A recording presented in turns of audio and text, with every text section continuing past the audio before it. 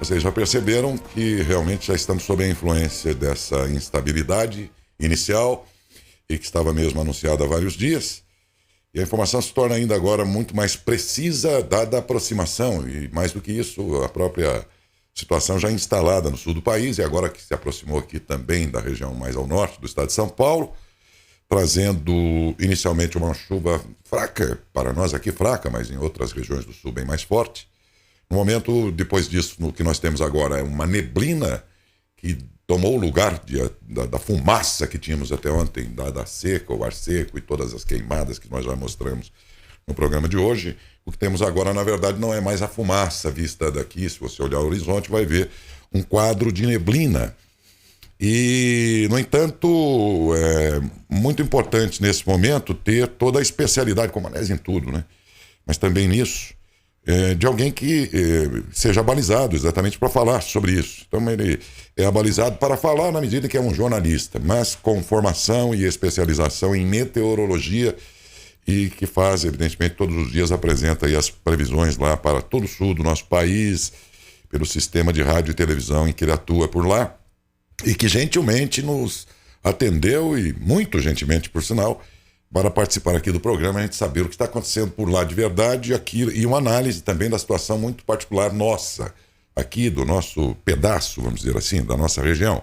Ele é Leandro Puchalski, meteorologista e jornalista também.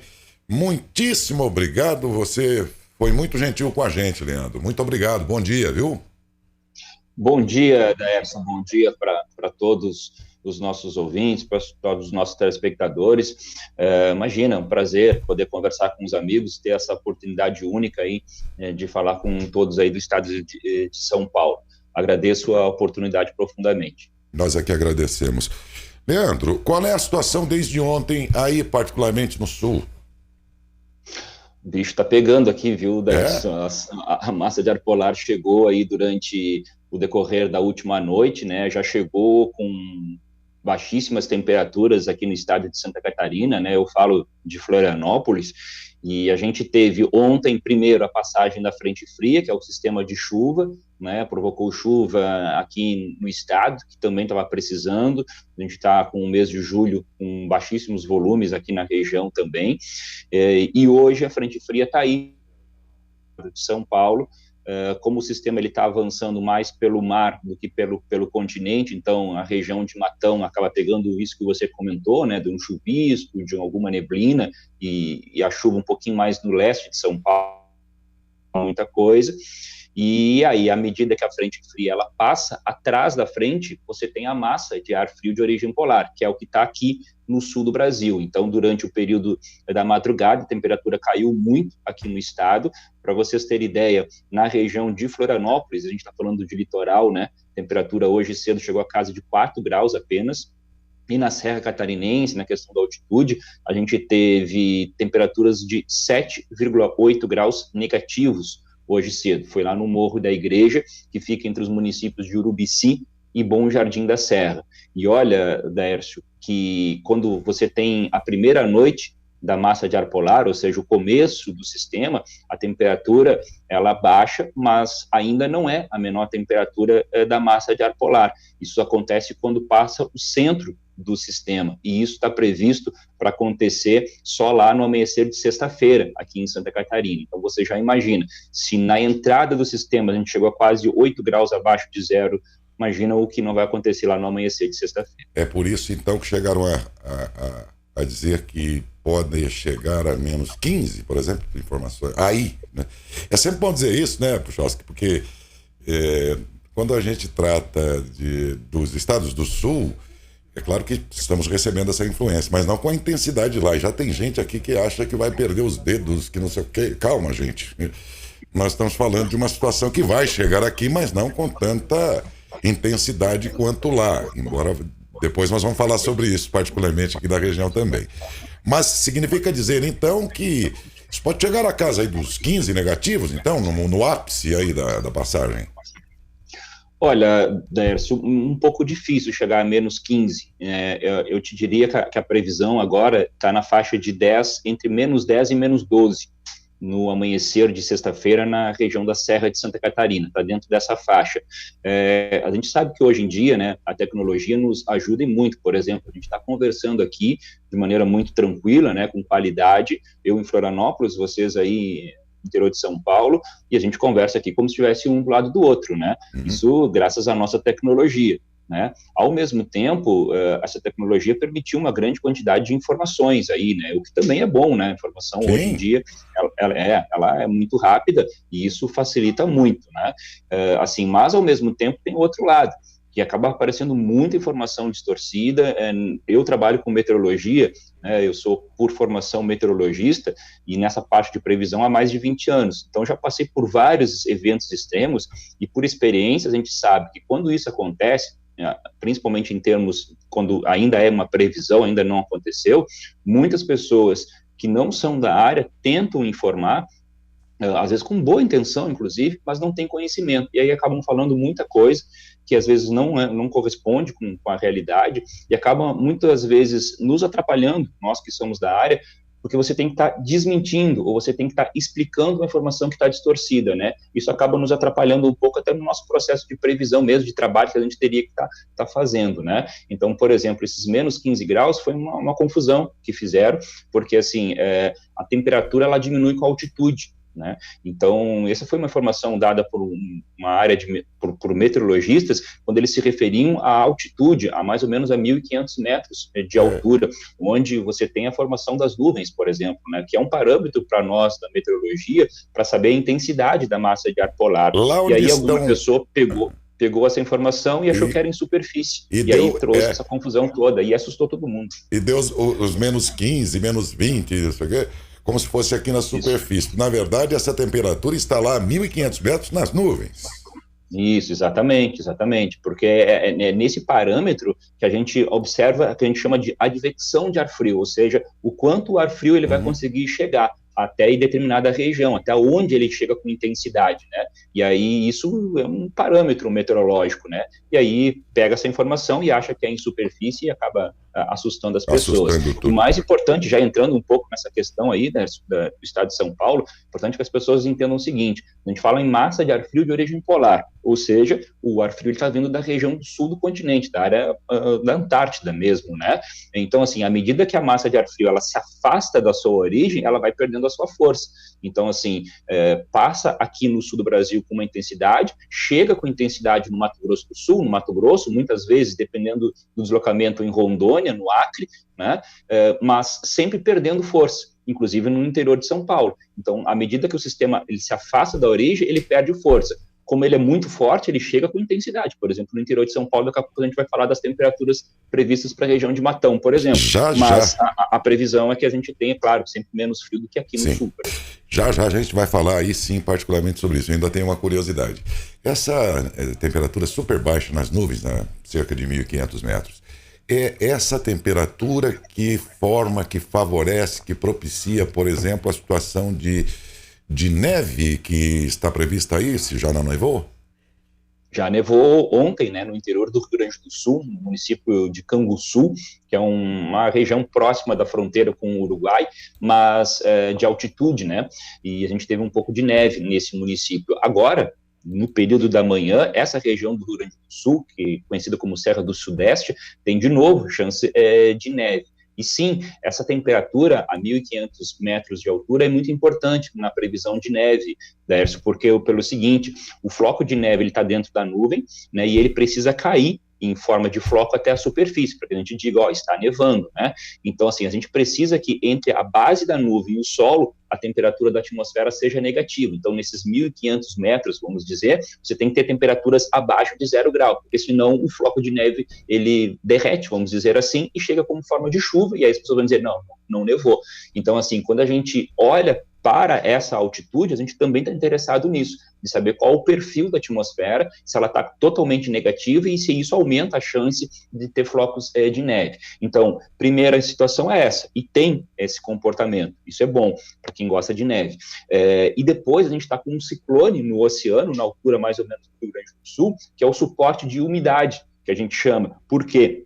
Neve é uma precipitação, é como se fosse uma chuva, é como se fosse um granizo, é uma forma de precipitação. Então você precisa do quê? De nuvem, de umidade. Então você precisa de frio e de umidade. O frio vem pela massa de ar polar, né? Essa que a gente está falando aí. Sim. E a umidade vem pelo suporte do ciclone. Então agora, na manhã dessa quarta-feira, esse ciclone está jogando umidade no Uruguai e na parte sul do Rio Grande do Sul, onde tem neve agora de manhã. Durante o período da tarde, esse ciclone ele sobe um pouquinho, sempre pelo mar, e ele vai jogar umidade na Serra do Rio Grande do Sul. Então, Gramado, Canela, municípios mais conhecidos do Rio Grande do Sul, também tem chance de neve durante a tarde. E aqui em Santa Catarina, final da tarde, para o início da próxima noite, também vai ter essa umidade. Então, Serra do Rio Grande do Sul, Serra de Santa Catarina, o meio oeste catarinense, com chance um pouco menor, mas no sul do Paraná, a gente pode ter neve durante o final da tarde, noite de hoje, nessas regiões. A neve cai naquele formato, aquele desenho bonitinho, assim, que parece desenho de cartão de Natal do Papai Noel e tal. E ela cai certinha. Onde é que tá? Tem milhões de formas lá que fazem aquele desenho? Como é que isso se forma, Puchalski? Pois então, tu sabe que a primeira vez que eu vi neve foi aqui na Serra de Santa Catarina, alguns anos atrás, e eu nunca tinha visto, né? Trabalhando com previsão e tal, e nunca tinha visto. Aí fui para a região e consegui ver. E a minha emoção foi assim, eu me surpreendi com a minha própria emoção, porque a gente via, né, esse desenhozinho que você falou, desenho, né? assim, E aí quando começou a nevar, eu olhava na minha roupa e via exatamente aquele desenho. O desenho. Meu Deus, exatamente assim. Mesmo. Né? Então é muito legal. É todo um processo físico que acontece dentro da base da nuvem, né? Que proporciona assim um comportamento desse desenho do floco da neve mesmo. Mas é todo um processo bem complicadinho assim, de termos físicos que acontece dentro da base da nuvem, dentro da própria nuvem, né? E que permite com que isso se aproxime até a superfície nesses momentos de ar muito frio. Mas realmente é bastante interessante. É verdade. Bom, vamos falar agora da nossa região. Quando é que as chuvas já chegaram? Temos aqui neblina, caiu um pouquinho a temperatura, mas não tanto assim ainda. No nosso caso aqui, qual é o calendário da chegada e passagem dessa frente, se é que é possível fazer isso? Enquanto você fala, nós vamos, inclusive, aqui, ilustrando com aquela imagem que você referendou aqui pra gente. E a nossa situação particularmente, como é que será a chegada efetiva aí do frio, principalmente, e a passagem aqui pela região? Primeiro, é importante as pessoas entenderem o seguinte. Primeiro, você tem a frente fria. Frente fria é uma área de nebulosidade, está associado à chuva. O nome remete a uma condição de frio, né? Mas ele está associado principalmente às nuvens de chuva. Frente acontece quando você tem um encontro de duas massas de ar, uma mais quente e uma mais fria. No meio aqui, você tem a formação das nuvens, que é a frente fria. Por que fria? Porque a massa de ar que está atrás do sistema tem temperatura menor da massa de ar frio, da massa de ar que estava na frente. Então, por exemplo, ontem, na região de Matão, você tinha aquecimento, era o ar quente que estava por aí.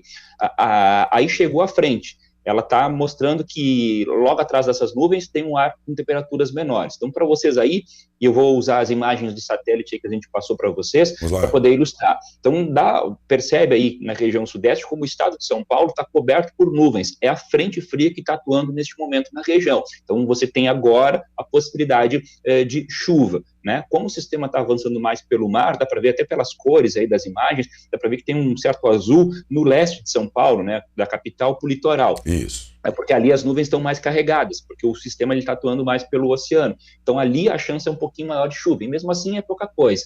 E para a região de Matão, indo para o interior de São Paulo, até pelo extremo oeste, né, já dá para ver que tem um outro tipo de cor, né, um mais acinzentado. Aí está mais associado a um chuvisco, a só um céu encoberto mesmo, a um nevoeiro. Então esse é o cenário atual, agora dessa quarta-feira. Deve ficar assim, principalmente agora de manhã e parte da tarde, né? Não tem muito mais previsão do que um chuvisco, mais nuvens do que propriamente alguma chuva, tá?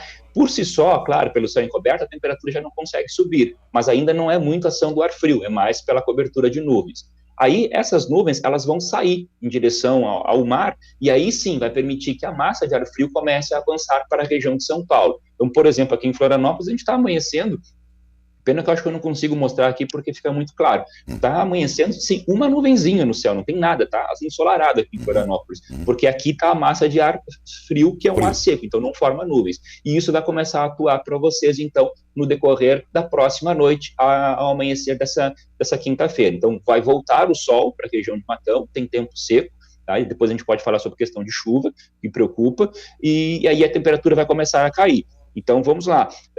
Na região, amanhã de manhã, algo em torno de 6 para 8 graus, né? Abaixo de 10 ao amanhecer dessa quinta-feira aí na região. Então, a gente tem algo em torno de 8, principalmente, uma outra cidade pode baixar um pouquinho mais. É dentro dessa faixa a previsão. Durante a tarde, mesmo com sol, em torno de uns 20. Tá? A temperatura diminui um pouco. Essa temperatura de 6 e 8, né, não é uma temperatura muito favorável à formação de geada, por exemplo.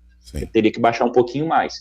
E aí, a menor temperatura, como eu falei, e também serve para vocês, é no amanhecer de sexta.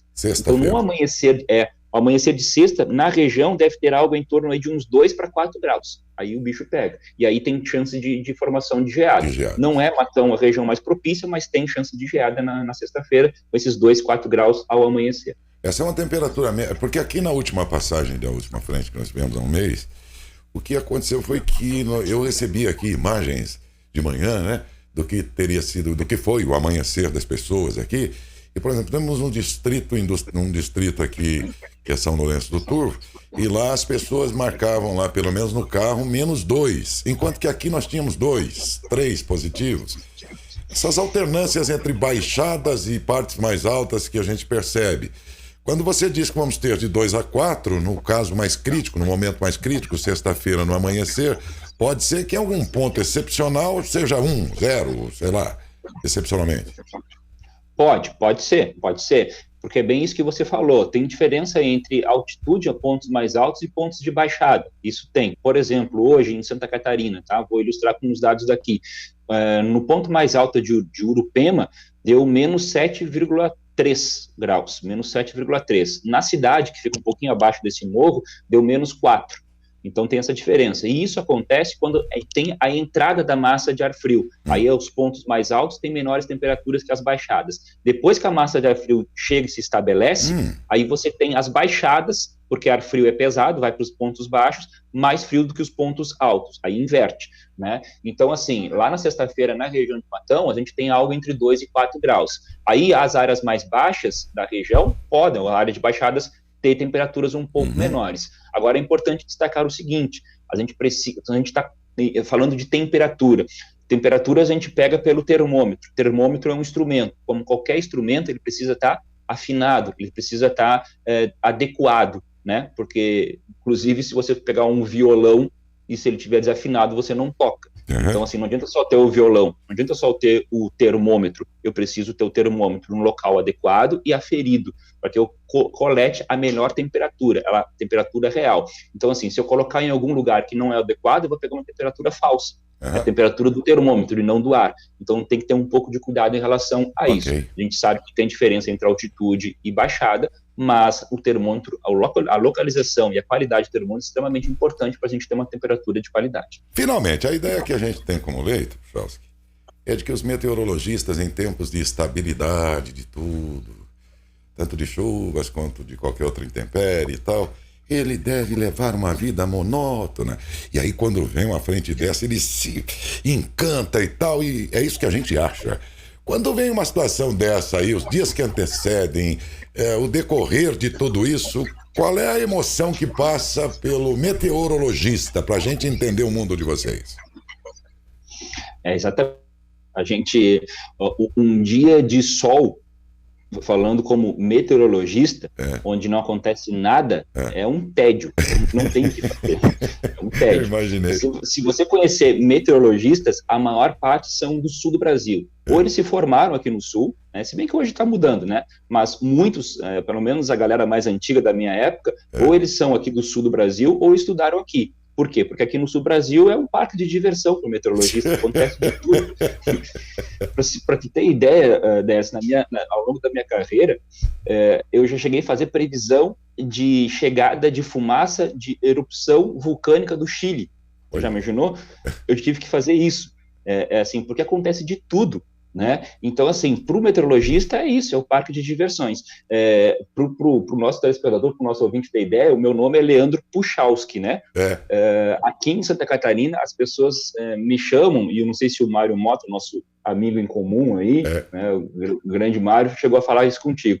As pessoas me apelidaram de Chuvalski, porque elas tiveram a percepção de que eu fico feliz quando vem chuva. Quando vem chuva, entendeu? Ele falou mesmo. Falou? Ele então, fez uma brincadeira com o seu sobrenome. Pessoalmente, eu gosto de sol. Se eu tiver um dia de folga, eu quero sol. Na folga, né? Estou em Florianópolis, né, Décio? Eu quero ir para praia. Praia, também, né? Normal. Agora, como meteorologista, eu acho um saco. Desculpa a palavra, mas eu acho um tédio. Porque a gente gosta de movimentação, tem que exercitar o que a gente aprendeu. Não tem dúvida. Eu já imaginava que fosse isso mesmo. Puchalski, foi um grande prazer falar com você.